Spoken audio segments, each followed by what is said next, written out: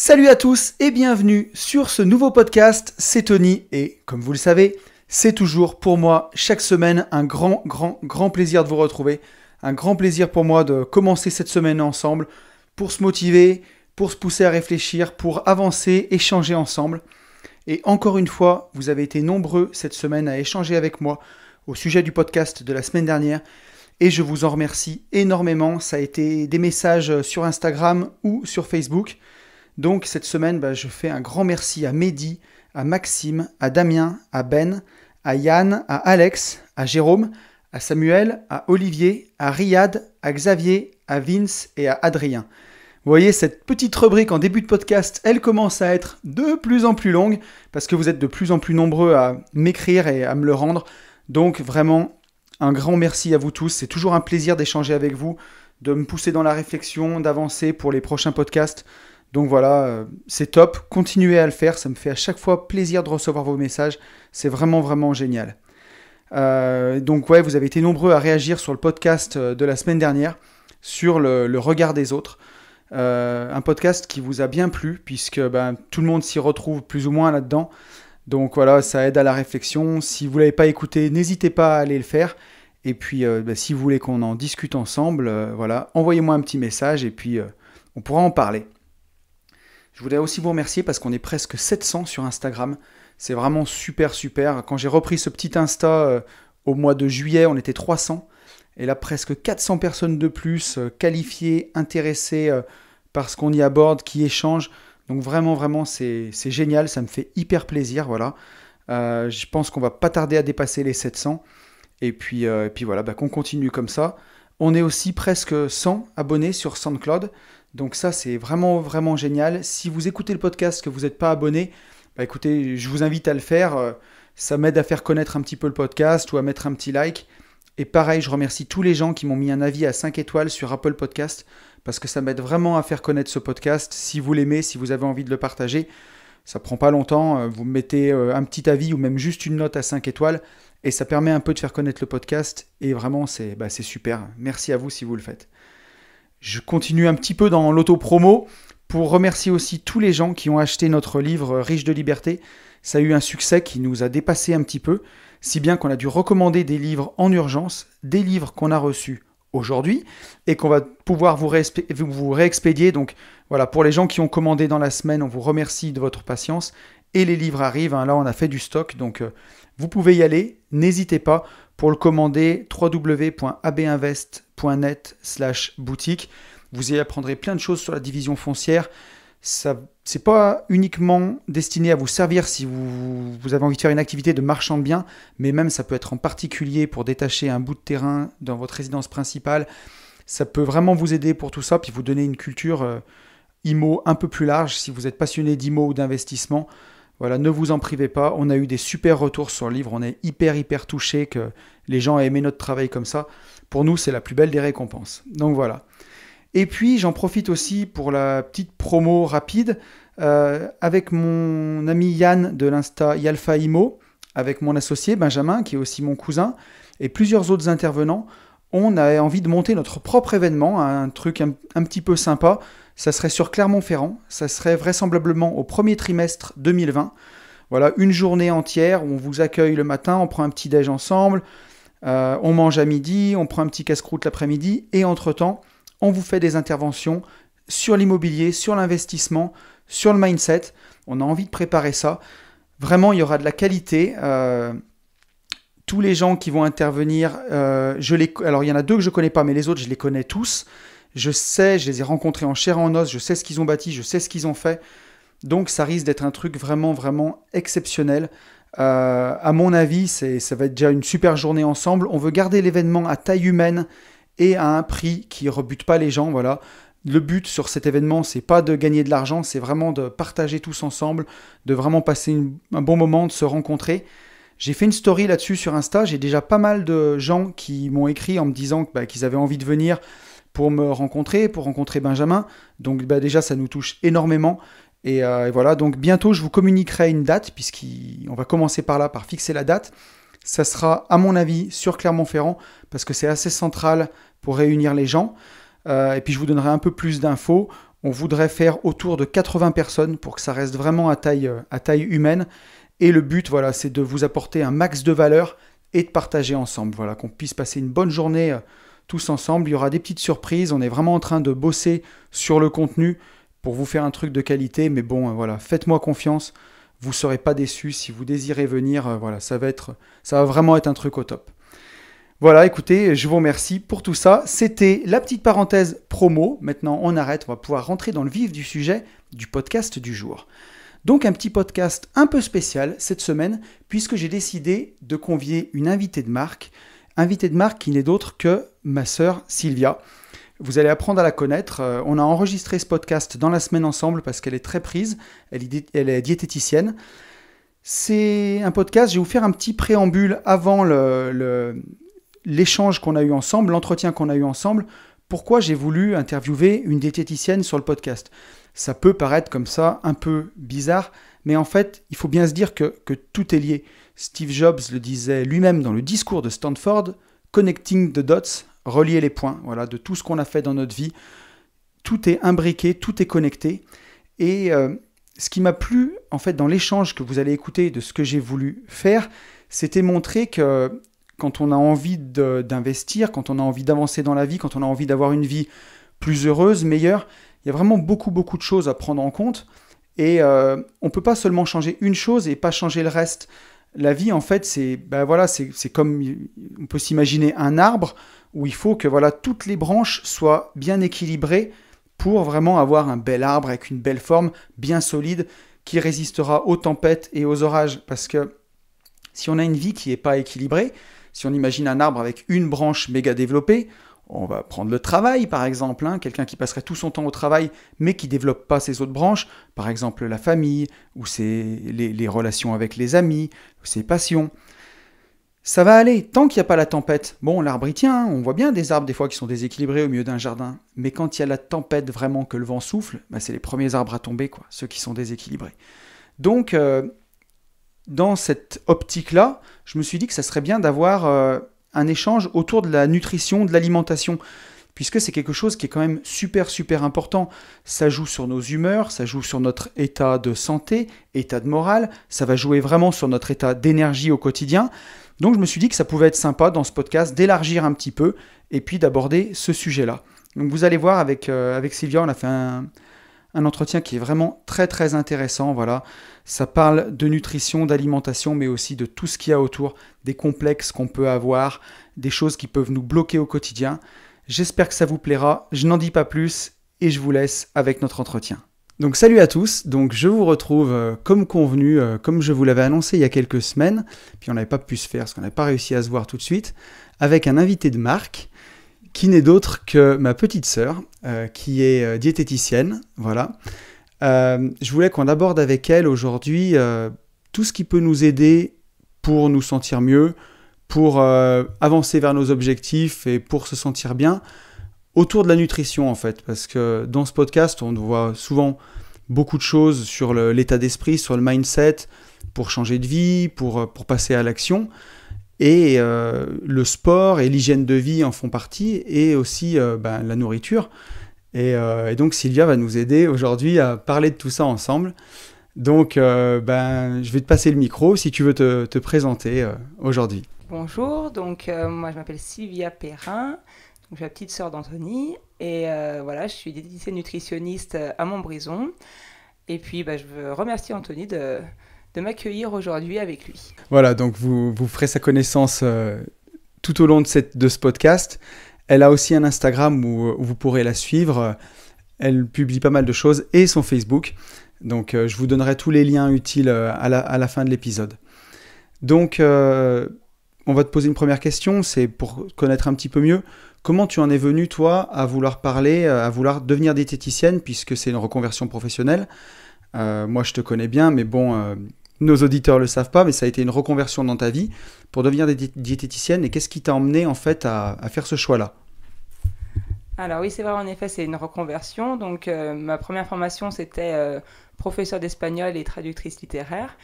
Ensuite, j'ai eu mes enfants, donc j'ai pris 3 ans pour les élever. Et comme beaucoup de femmes à cette époque-là de la vie, ben, je me suis un petit peu remis en question, est-ce que ça me plaisait, ce que je faisais. Et puis voilà, il y avait toujours cette idée d'être diététicienne parce que je m'intéressais énormément à l'alimentation. Alors je pense qu'en fait, les choses qui nous intéressent, on les choisit pas. C'est comme ça nous vient. Moi, j'achetais tous les magazines qui sortaient, Top Santé, Alimentation, Cuisine Magazine, enfin voilà, je vais pas faire de la pub, mais voilà, vraiment, dès qu'il y avait quelque chose qui sortait, je le lisais. Et puis voilà, au cours de l'adolescence, bah, j'avais connu des gens qui avaient des troubles du comportement alimentaire. J'ai un peu frôlé avec aussi, et du coup, je me suis quand même pas mal pris la tête pendant pas mal d'années sur des problématiques de ce genre. Et j'avais un peu du mal à trouver des repères, des professionnels, à savoir comment on les trouvait. Enfin voilà, je trouvais qu'il y avait un vide, un flottement. Et puis au fur et à mesure, moi, je me suis beaucoup renseignée sur comment aller mieux dans ma vie. Et une fois que je suis arrivée à être bien, je me suis dit, j'aurais bien aimé à 17 ans, 18 ans, 20 ans, savoir tout ça. Et voilà, c'est pour ça que je me suis formée.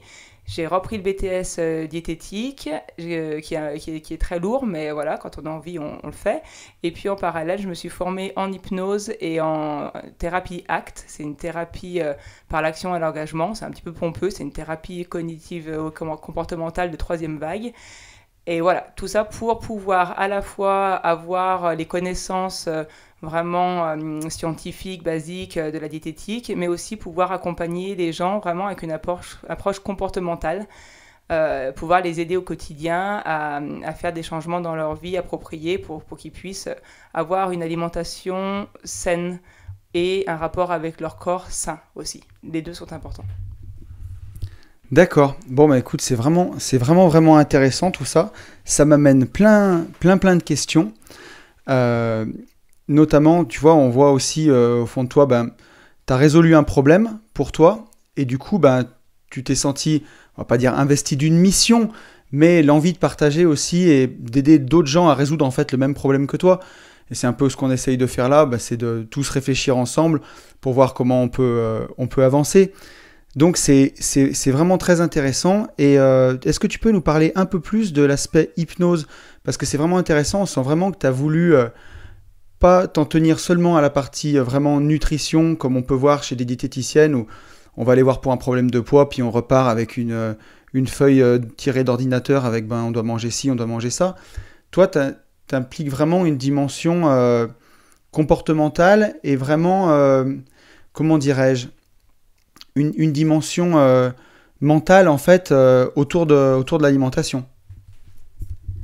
Oui, voilà, c'est un peu ça. C'est l'accompagnement en fait diététique maintenant tel qu'il est. C'est vrai que le BTS diététique, il est très théorique, on va dire, voilà. Et à côté, moi, j'ai commencé à me former. Là, cette année, je vais faire 2 formations sur les troubles du comportement alimentaire. Donc, de toute façon, la formation continue, c'est vraiment primordial pour moi. Je continuerai à me former. Il y a tellement de choses qui sont utilisables en diététique. Après, les régimes restrictifs, comme on faisait avant, je pense que la plupart des diététiciennes qui sortent maintenant, elles ne prescrivent plus de régime restrictif. Et puis, si on veut savoir comment bien manger, on allume mangerbouger.fr, on regarde le PNNS et puis on sait à peu près ce qu'il faut faire, quoi. Donc, maintenant, c'est vraiment une diététique qui va être adaptée à la personne en fonction de ses habitudes alimentaires, en fonction de son mode de vie. C'est quelque chose qui relève de l'alimentation, de la personnalité. Après, il y a plein de recherches qui se font en ce moment qui sont vraiment très intéressantes par rapport à la qualité du microbiote, donc le nouveau nom de la flore intestinale, qui influencerait à la fois la prise de poids, les envies, le métabolisme. Enfin, voilà, c'est vraiment des choses qui sont super importantes, super intéressantes. Et puis même, il y a pas mal de recherches aussi qui se font par rapport au cerveau. Des liens entre des maladies qui relèvent un peu du cerveau, la neuropsychiatrie et puis peut-être des troubles du comportement alimentaire. Alors voilà, puis après, là c'est un petit peu des domaines particuliers, ça touche pas toute la population, mais voilà, il faut bien savoir que le métabolisme, en fonction du sport qu'on fait, en fonction de notre état de base, de comment on est né, de comment on a été programmé génétiquement, parce qu'on ne fait pas tous 1m80, on ne fait pas tous 1m50, on n'a pas un poids, un IMC qui va être... on peut pas jouer avec, je veux dire, c'est à quelques kilos près, on est prédéterminé à la naissance Et le problème, c'est que maintenant, le surpoids dans notre société actuelle, on le voit comme quelque chose qui n'est pas bon. Quelqu'un qui va avoir un IMC de 24, il va vouloir perdre des kilos, mais en fait, c'est purement esthétique. Au niveau santé, s'il n'y a pas de diabète, s'il n'y a pas d'hypercholestérolémie, s'il n'y a pas d'autres maladies comme ça, métaboliques, il n'y a pas de souci. Normalement, on ne devrait pas se prendre la tête. On se prend la tête aussi beaucoup par rapport à des canons de beauté qui vont à l'encontre de la nature. Ouais, on retombe un peu sur certaines choses dont je parle dans ce podcast, où il y a un gag récurrent que je fais sur l'iPhone 11 Pro qui vaut 1 000 € et qu'on peut se payer à crédit en 4 fois quand on passe devant les boutiques. C'est qu'en fait, toute notre société, elle nous pousse à ressembler à des canons ou à consommer ou à acheter des choses. Et on va se sentir bien ou mal justement par rapport à ces images-là. Voilà, je parlais de l'iPhone, mais si on ne possède pas le dernier iPhone, on est le dernier des nuls. Et aujourd'hui, pour une femme, si on ne rentre pas dans un 36, ou pour un homme, si on ne fait pas 10 kilos de moins que sa taille, on est considéré comme un gros lard. Et c'est toutes des choses qui peuvent nous perturber, qui peuvent nous empêcher d'avancer en fait. Puisque tout le sujet de ce podcast, c'est souvent ça. On a fait un dernier podcast récemment sur comment se libérer du regard des autres. Un podcast sur créer un petit peu l'environnement pour la réussite. Et en fait, c'était un petit peu aussi ça dont je voulais parler avec toi. C'était, est-ce que tu penses que du point de vue de l'alimentation, il y a une façon de s'alimenter ou une fréquence ou des aliments à éviter pour en fait se sentir bien, pour tirer le maximum de notre énergie? Par exemple, moi je le vois, mais il y a eu plein de moments dans ma vie où quand ça allait pas, j'apprenais une mauvaise nouvelle ou j'avais des moments stressants dans ma vie, j'allais me venger sur le frigo, quoi. Et on sait très bien que quand on est investisseur, on pense long terme et pas court terme.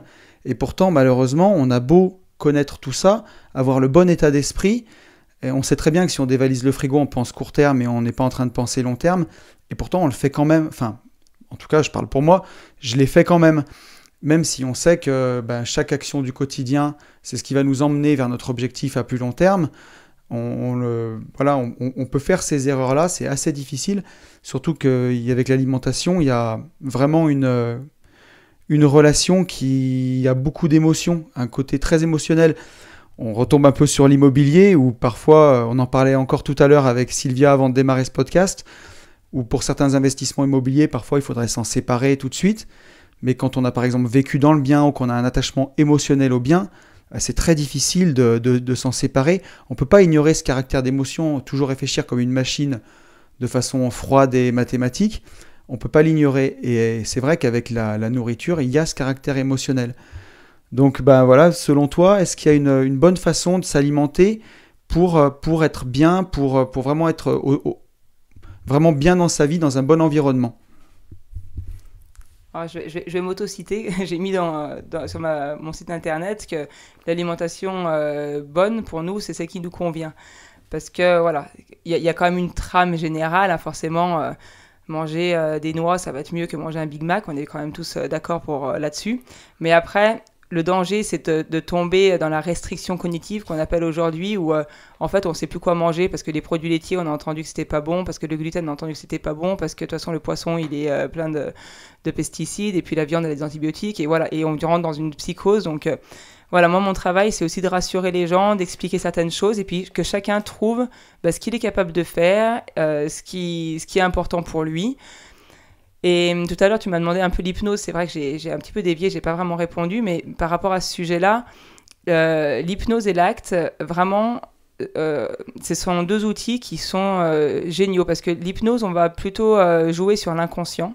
Donc, on va aider la personne de plein de manières différentes. En fait, il y a plein de petits protocoles, mais c'est quelque chose, en tout cas, on va essayer d'aider la personne à aller mieux, et on va jouer sur l'inconscient, sur le subconscient. Ça va se faire tout seul, en fait, ça va infuser. Donc, avec des petits scénarios, je ne sais pas si certains qui écoutent ont déjà fait de l'hypnose. C'est rien de fou, l'hypnose, parce qu'on voit Mesmer, les spectacles, ça n'a rien à voir. En fait, c'est juste écouter une voix qui berce un peu, et puis aller dans un petit univers magique où tout est possible, où on imagine plein de choses. Et après, en effet, comme par magie, ça joue dans notre quotidien. C'est vraiment un levier super important pour lever des petits blocages qu'on a et puis pour changer de vision même sur soi. Parce que, en fait, le problème, c'est qu'on fusionne. L'être humain, il est comme ça, il a tendance à généraliser. Une fois, on est tombé dans le frigo où on le fait 2 fois par semaine, on sait que voilà, on rentre de telle journée, on est épuisé, hop, on généralise. Je suis glouton, j'arrive pas à m'empêcher de manger. Alors qu'en fait, il y a plein d'autres fois où on fait bien. Mais voilà, l'être humain, il généralise et puis on s'autoproclame. On fusionne avec l'idée d'être gourmand, avec l'idée qu'on a un bec sucré, avec l'idée que de toute façon, quand on est énervé, il faut qu'on mange. Et plus on est auto-convaincu de ça, et plus on va aller le faire. C'est comme un enfant, on va lui dire, de toute façon, toi, t'es polisson. Bah, l'enfant, il a l'étiquette de polisson, il va le faire. Nous, si on se dit, bah, de toute façon, si on se définit, je suis quelqu'un de gourmand, bah, on va aller vers la gourmandise. Alors qu'en fait, avec un travail, on va arriver, grâce à l'hypnose, à défusionner et à se laisser un champ d'action, d'ouverture beaucoup plus large. Pareil avec la thérapie ACT, donc c'est la thérapie par l'action et l'engagement. En fait, on s'engage sur un chemin de vie. Il y a une matrice, un petit schéma, et en fait, c'est un processus de tri des idées et des émotions. De voir quand j'ai telle idée, quand je rentre chez moi et que je me suis fait un petit peu disputé par mes collègues qui m'ont dit que je travaillais pas bien, bah, j'arrive, je suis carrément en colère, je me sens super mal, bah voilà, on se pose 5 minutes et on se dit où est-ce que c'est. Et puis après, on observe notre comportement. Voilà, c'est vraiment de l'observation, de voir comment on procède. Qu'est-ce qu'on va faire à ce moment-là, dans l'action? Est-ce qu'on va aller justement ouvrir le frigo? Est-ce qu'on va aller acheter quelque chose à manger? Et puis après, eh ben, on va essayer de déterminer justement, on rejoint un peu Anthony dans ses podcasts, ce qu'il dit, c'est qu'est-ce qui est important? Qui et quoi est important dans ma vie? Vers quoi je veux tendre? Comment je veux la construire, cette vie? Et là, on va se dire, en fait, moi, j'ai envie d'être une personne qui peut arriver à se changer les idées quand je suis dans cet état et à trouver une solution mieux adaptée qu'aller vider le frigo. Et ah ouais, c'est vrai que vu comme ça, j'y avais pas pensé, mais en fait, si j'allais sortir le chien ou si je lisais un bon bouquin, que je me faisais couler un bain, voilà, c'est des choses toutes bêtes, mais en fait, toute la thérapie ACT, le but, c'est d'aller vers la personne qu'on veut être, vers la vie qu'on veut avoir. Et avec ce petit processus de tri et d'observation de notre comportement, et petit à petit, on arrive à adopter des nouveaux comportements. Et puis après, c'est un cercle vertueux. Donc, au niveau de l'alimentation, parce que la question aussi au départ, c'était quand même de savoir qu'est-ce qui est bon dans une alimentation saine et équilibrée. En fait, c'est un cercle vertueux parce que plus on mange bien et plus on a envie de bien manger, et plus on mange mal et plus on va avoir envie de mal manger. Et ça se joue avec plein de processus différents, mais au niveau des émotions, parce que quand on va être content de soi, on va avoir envie de prendre soin de soi encore plus, alors que quand on a de la culpabilité, qu'on a du dégoût envers soi, on va s'auto-punir, on va aller encore plus vers des aliments qui ne nous correspondent pas. Et puis en plus, au niveau du microbiote, c'est quand même bien prouvé qu'un microbiote de qualité, il va jouer sur l'humeur. Le microbiote, il est maintenant vraiment corrélé à des états de dépression, d'anxiété. Donc, si on mange énormément, par exemple, notamment d'aliments industriels, ils vont appauvrir le microbiote. Ce ne sera pas un microbiote très diversifié. Et là, on va peut-être avoir des états d'humeur qui seront moins bons que si on a une alimentation saine, variée, riche en fibres, avec des légumineuses, des légumes, des fruits. Voilà. Donc, moi, mon conseil, déjà, à la base, ce serait le moins possible d'aliments transformés et le plus possible d'aliments en brut. Ah, c'est vraiment super intéressant tout ce que tu nous délivres là. Il y a vraiment beaucoup de choses, notamment je vais essayer de revenir sur une ou deux choses, mais pour repartir sur les dernières choses dont tu as parlé, effectivement, moi ça me semble évident, le moins d'aliments transformés possible, c'est bien que tu le confirmes et que tu en parles. On n'en a pas souvent parlé sur ce podcast d'alimentation, mais c'est vrai que tout ce qui est industriel, c'est pareil, ça découle toujours de notre capacité, de notre société de consommation, où tous des aliments qui sont enrobés de marketing et de tout ce qu'on veut, et c'est un petit peu sur ce podcast qui s'appelle quand même Une vie de liberté, tout ce contre quoi on lutte ici, tout ce qu'on essaye de nous bourrer dans le crâne, de nous faire consommer, de nous faire acheter, et qui sont au final pas bons pour nous. Et tu es revenu sur un truc qui m'a beaucoup intéressé et beaucoup parlé, c'est de dire que lutter contre toutes les étiquettes qu'on nous a mis sur la tête en fait. Et ça, que ce soit dans l'investissement ou dans n'importe quoi, c'est une vraie catastrophe et ça fait énormément de dégâts. On en avait parlé déjà ensemble sur un podcast. où on avait parlé des 4 accords Toltec, notamment l'accord sur que ta parole soit impeccable, puisque Don Miguel Ruiz, dans ce livre, nous dit en fait que la parole, les mots peuvent à la fois guérir et être à la fois du poison. On avait parlé sur un podcast, voilà, où si on va dire à quelqu'un, de toute façon, toi, t'es un gros lard, c'est peut-être juste des mots qui sont balancés comme ça. Mais en fait, c'est surtout une graine qu'on jette dans l'esprit de quelqu'un et qui va être alimentée par tout des autosuggestions qui vont venir. Et on va s'identifier à ça et on va vraiment finir par croire qu'on est un gros lard. Et au final, la petite graine, elle fait une plante grimpante qui vient se propager dans tout le reste de notre cerveau et puis qui nous empêche en fait de se réaliser, qui nous pollue l'esprit tout simplement. Et ouais, c'est vrai que l'hypnose, c'est une super voie. Alors bon, je veux pas rentrer vraiment dans les détails parce qu'il y a des choses que je maîtrise pas, mais pour moi, j'associe un petit peu ça dans la famille de la méditation. C'est des choses qui permettent un petit peu vraiment de se connaître soi, parce que au final, la vraie quête, elle est là. C'est dans tout ce qu'on fait, c'est la quête de soi et de vraiment savoir qui on est et qu'est-ce qui nous correspond.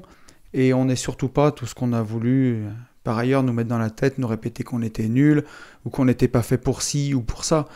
Le but, c'est vraiment de se connaître et puis d'avancer vers les choses qu'on aime. Non, je vais rebondir sur ce que tu viens de dire parce que l'image de la plante grimpante, elle est pas mal justement pour utiliser en hypnose.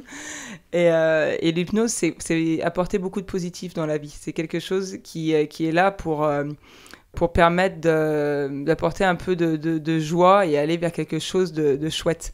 Il y a beaucoup de personnes, c'est dommage, qui appréhendent énormément de se faire hypnotiser parce que... Mais je comprends, hein, quand on l'a jamais fait, ça fait toujours peur. Une expérience, de toute façon, par définition, quand on la connaît pas, ça fait peur. Mais si on arrive à s'ouvrir à l'éventualité de le faire, c'est chouette parce que ça apporte du positif, ça apporte de l'ouverture et de la joie. Et je voulais rebondir aussi sur le fait des étiquettes là, dont on parlait. C'est vraiment bluffant des fois les changements qu'on voit chez des personnes. Moi j'ai une amie qui c'était vraiment identifiée à l'image d'être une grosse mangeuse et d'avoir une carrure, parce que quand elle était petite, tout le monde lui disait qu'elle était une belle plante, qu'elle était bien plantée, qu'elle était bien charpentée. Elle a grandi vraiment avec cette image. Et en fait, maintenant, autour de 35 ans, elle a perdu du poids parce que ça s'est trouvé comme ça dans sa vie. Et finalement, elle est mince. Alors les gens, justement, disaient « Ah c'est pas possible, elle est malade, voilà, gna gna ». Donc de toute façon, la critique, elle est toujours dans tous les sens. Quoi qu'on fasse, ça va pas. Mais pour terminer, ce qui est bizarre, c'est que l'ossature, elle a complètement perdu, quoi. Donc après, est-ce que c'est dans la tête que ça a changé? Je sais pas. Enfin, mon message, c'est vraiment de dire il faut pas se buter sur quelque chose. Même des choses qui paraissent complètement inchangeables, bizarrement, ça peut aller dans le bon sens. Il me semble quand même qu'il y a vraiment un processus de se donner le droit d'être la personne qu'on veut être, se donner le droit de ne pas être charpenté. Et après, agir dans ce sens-là, mais comme on fait dans les visualisations, les méditations où on se visualise, se donner le droit de se visualiser une personne qu'on veut être, un peu plus svelte, un peu plus élancé, et ne pas rester avec ce fatalisme en fait, de se dire alors je dis pas que c'est magique, hein, que ça va marcher pour tout le monde, mais quand même il me semble qu'on peut quand même un petit peu orienter sa vie avec tous ces processus de visualisation, d'hypnose, aller dans le sens où on a envie d'aller. Ouais, c'est essentiel ce que tu dis, ça corrobore tout à fait ce qu'on essaye de créer ici. C'est qu'on peut décider sa vie. On n'est pas obligé en tout cas de subir tout le temps. Et en tout cas, on peut décider de vouloir changer et on peut décider de vouloir que les choses soient différentes. Mmh. Et l'hypnose, ça peut être vraiment une voie de se découvrir. En tout cas, c'est un des chemins. Au niveau de la thérapie ACT aussi, c'est vraiment ça, c'est aller là où on veut aller malgré les obstacles de la vie. Donc si on reprend le dernier exemple qu'on a mis, si vraiment c'est un obstacle dans sa vie d'être bien charpenté, on aurait voulu être quelqu'un de fin et en fait non, on a cette ossature, et c'est dans un premier temps déjà de l'accepter comme un fait qu'on n'arrive pas à changer, qui est comme ça, et puis se dire voilà, maintenant que j'ai ça, c'est les cartes qui m'ont été données, qu'est-ce que je peux faire pour que ma vie, elle me convienne? Voilà, et à chaque obstacle, au lieu de s'obstiner à vouloir changer ce qu'on ne peut pas changer, hop, on se dit, voilà, il y a certainement des leviers sur lesquels je peux jouer et accepter la part qui semble inacceptable au départ, mais avec un travail, avec de l'ouverture, avec de l'ouverture au niveau de ses comportements, on peut faire rentrer dans sa vie des nouveaux éléments qui vont venir compenser ce qu'on avait perdu ailleurs. Oui, c'est ça en fait. Dans la vie, on peut aussi passer son temps à attendre d'avoir un meilleur jeu de cartes que celui qui nous a été donné, ou alors se décider de vivre la grande aventure qu'est la vie avec les cartes qu'on a. Et voilà, et puis il ne faut pas oublier qu'au poker, moi je ne suis pas un très grand joueur de poker, mais au poker, c'est pas le jeu qui détermine l'issue. On peut avoir un jeu tout pourri, mais bon, en bluffant un peu et puis en étant malin, gagner la partie quand même. Et on a vu aussi des gens qui partaient avec un très très bon jeu de cartes au départ se rater. Voilà, ça arrive aussi. Donc oui, je voulais te poser donc une dernière question pour conclure ce podcast. C'est même pas une question, c'est juste un dernier petit conseil. Mais si tu devais donner un seul conseil, moi je dis toujours ça dans mon podcast, si vous deviez retenir qu'une chose de ce podcast, ça serait ça. C'est souvent la méditation d'ailleurs. Mais si pour les gens qui nous écoutent, ils devaient retenir une seule chose de ce podcast sur leur relation à l'alimentation, pour toi, qu'est-ce que ce serait ? Alors, c'est vaste comme question. Alors, c'est un petit conseil que je vais donner, que j'aurais aimé avoir moi plus jeune. C'est que si vous sentez que dans votre quotidien, l'alimentation prend trop d'importance, pour toutes les raisons que ce soit, que vous êtes mal à l'aise avec ça, consultez quelqu'un de formé qui peut vous aider. Ne vous gâchez pas la vie pendant longtemps à subir des petites voix dans votre tête qui vous disent ceci, cela, et que vraiment au jour le jour, vous aimeriez ne pas les avoir. Voilà, ne tardez pas. Alors, ça coûte un peu d'argent certainement, oui, mais après on est quand même vachement mieux dans sa vie. Bon, je te remercie Sylvia. Je pense qu'on ne pouvait pas mieux conclure ce podcast que par ces mots-là. Effectivement, ouais, ça sert à rien de subir des situations qui sont dures à supporter. Je vais rajouter un petit mot quand même parce que je prêche pour ma paroisse.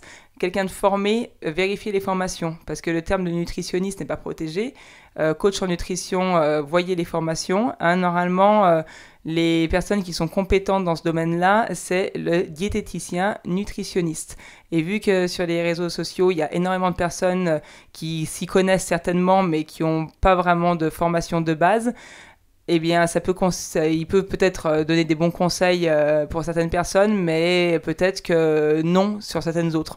Voilà, mon conseil, c'est d'aller voir quelqu'un qui est diététicien, nutritionniste. Oui, effectivement, Sylvia fait bien de le rajouter. C'est un métier où il y a aussi des charlatans, un peu comme dans notre domaine de l'immobilier parfois, où on peut le voir. Donc voilà, pensez à bien vérifier où vous prenez vos sources d'informations et les thérapeutes que vous consultez. Je te remercie Sylvia pour ce moment que tu m'as accordé dans ton emploi du temps qui est, je sais, très très chargé. Donc c'était vraiment un plaisir pour moi. Je pense que ce sera un plaisir partagé pour les gens qui nous écoutent et à mon avis, tu auras fait du bien à beaucoup de personnes. Eh bien, je te remercie. J'espère avoir aidé des gens. Et puis, voilà, n'hésitez pas à aller faire un petit tour sur ma page Facebook, Instagram. Et si vous voulez m'adresser des messages, j'y répondrai avec plaisir. Voilà, j'espère que cet entretien vous a plu. Moi, j'y ai même appris beaucoup de choses, alors qu'avec Sylvia, on se connaît quand même depuis de nombreuses années, puisque voilà, c'est ma frangine. J'espère que ça vous a plu, j'espère que vous avez appris des choses, ou en tout cas que ça vous a donné une autre vision de l'alimentation, de ce qu'on peut faire et de comment ça peut nous aider pour être mieux dans notre quotidien, pour être mieux dans notre corps. Voilà, je crois qu'il n'y a pas grand-chose à ajouter de plus. Je voudrais vous remercier encore une dernière fois d'être si nombreux à suivre ce podcast. Si l'épisode vous a plu, si vous avez envie de réagir sur cet épisode, n'hésitez pas à mettre un commentaire sous le podcast sur SoundCloud ou alors à m'envoyer directement un DM sur Instagram, @riche de liberté, ou bien sur Facebook, mon Facebook, Anthony Poncet. Voilà, n'hésitez pas, c'est chouette. Si vous avez des sujets que vous avez envie que j'aborde, j'ai déjà une bonne idée de sujet pour le podcast de la semaine prochaine, un truc qui je pense va tous vous parler, où j'ai bien commencé de bosser dessus, qui va être sympa. Mais voilà, pour les prochains podcasts, j'ai toujours mes idées, mais si vous avez quelque chose que vous avez envie que j'aborde, moi, mon programme n'est pas figé, donc ce sera avec un grand plaisir. Je vous remercie pour votre écoute, pour votre fidélité. Je vous souhaite de passer une très bonne semaine. Je vous souhaite d'avancer vers vos rêves. Je vous souhaite chaque jour de bâtir pas à pas le futur, le meilleur futur pour vous. Et je vous souhaite surtout de vivre libre.